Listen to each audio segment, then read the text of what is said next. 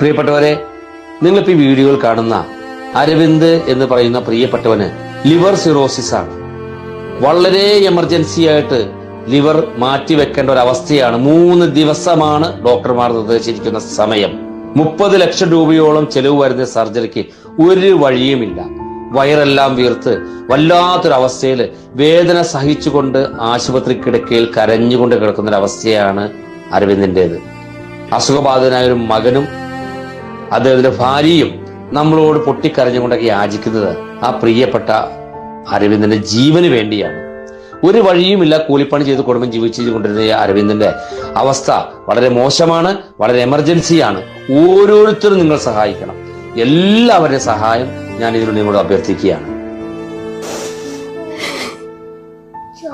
എല്ലാരും കൂടി ഒന്ന് സഹായിച്ചിട്ട് അരവിന്ദനെ ഒന്ന് രക്ഷിക്കണം.